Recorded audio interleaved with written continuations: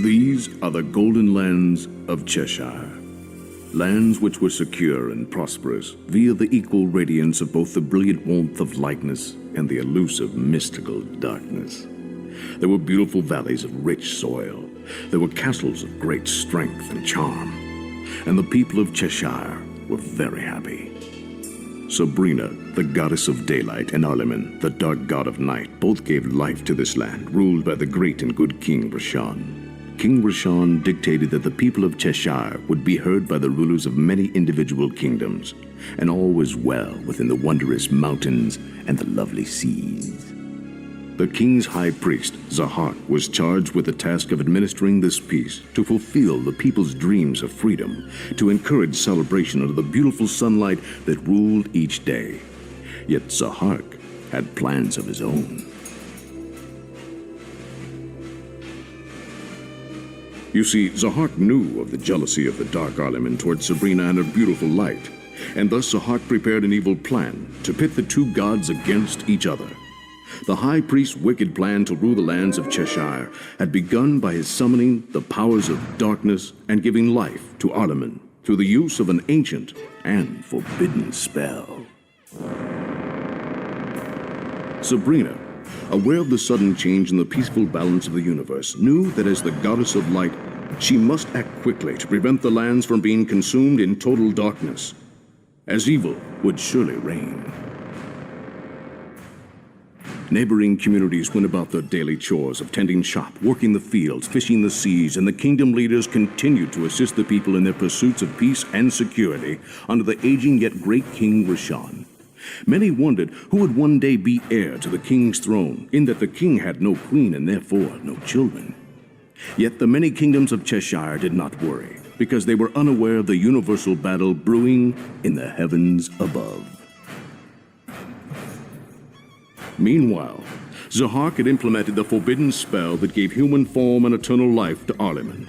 Zahak and the dark glow of the blackened skies prepared to cover the golden lands of Cheshire in eternal darkness by eliminating his rival, the enlightened goddess of light, Sabrina. Sabrina, having powers as equal to that of Arliman, prepared for the coming battle. She had enlisted two great leaders of the land and gave great powers to each one of them. One of these leaders was a wise and beautiful warrior named Armor, and the second was a strong and cunning young warrior named Vian. Soon the battle between the goodness of light and the evil darkness became fierce, during which the goddess Sabrina discovered who was responsible for this terrible uprising. Sabrina guided the beautiful Armor to do battle with and kill the evil Zahak, while Vian was directed to enlist the powers of the king's most trusted grand wizard, Gilliam. Gilliam, being a grand wizard, developed a powerful spell to entrap the evil Arliman. He imprisoned the now eternal dark monster. Vian had disappeared while assisting Gilliam atop a fearsome dragon, while aiding Gilliam in the capture of Arliman. The 10,000-day war had ended, and Armor the First, the beautiful warrior, was appointed ruler to act as both king and queen to all of Cheshire, successor to the great King Rashan, who was killed in the terrible war. Soon harmony was once again restored, and the people celebrated. Peace, the good teachings of Rashan, and the blessed goodness of light have ruled this land under the great Armors for some 300 years now.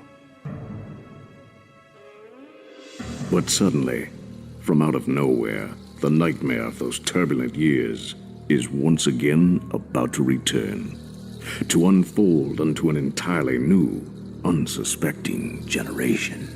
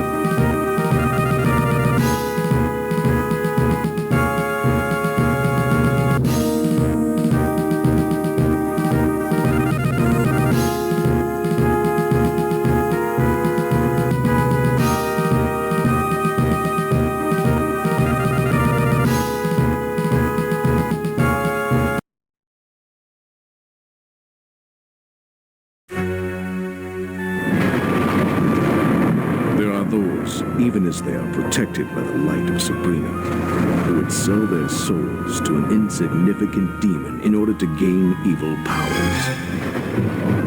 Crystal, the sorceress who is in the service of the king, and Marcus, the holy warrior hailed for his swordsmanship, are here for this purpose. The two have only one wish: to avenge the murder of Kimberly, the sorceress's younger sister and Marcus's fiancée, at the hands of King Armor VIII. When this demon found out that the object of the two's vengeance was none other than the goddess of light and King Armor VIII, the demon was more than willing to help in exchange for their souls.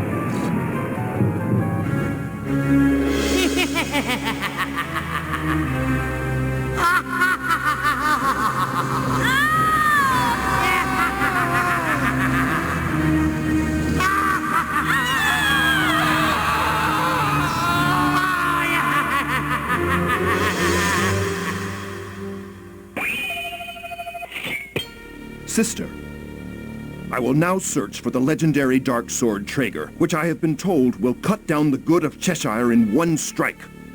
However, if I have not returned by the promised date, you must go on without me. The opportunity to strike at Armor will be limited. But when this time arrives, avenge Kimberly!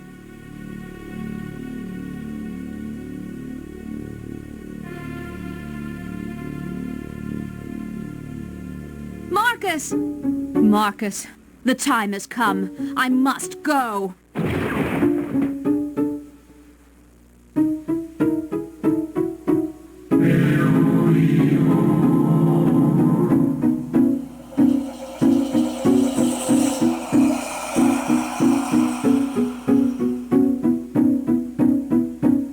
Armor VIII. Hold! Who are you?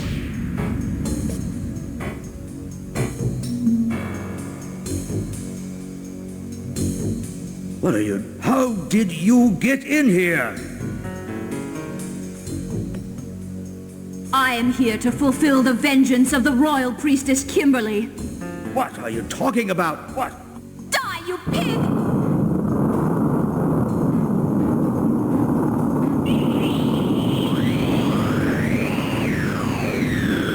This is Kimberly's revenge. Die, Armor VIII! What revenge? What the hell are you talking about? I didn't kill any royal priestess! What?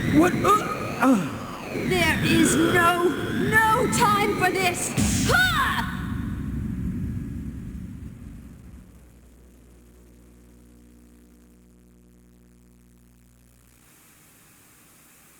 Kimberly, I have avenged you. We shall see about that. Villainese! I congratulate you on the avenging of your sister's death. However, the one who killed your sister was not Armor. What? Villainese! It was I. What? This king was a stubborn one. I dispatched a demon to you two and made you think that Kimberly was killed by the king.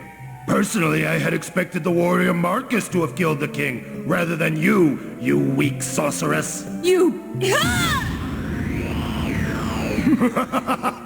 Get angry!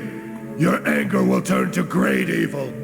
A power which I can use because you have sold your soul to the demon. Your hatred will serve me well. You bastard! I will never serve the one who killed my sister. Villainese! I shall never forgive you. I will kill you! This is good. You will now have the opportunity to taste the fate of those who dared go against me.